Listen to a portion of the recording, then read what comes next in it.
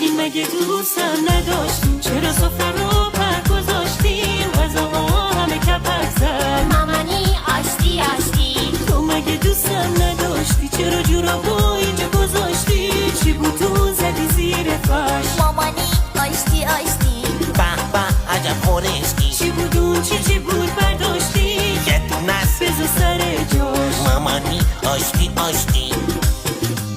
یادش بخیر روزا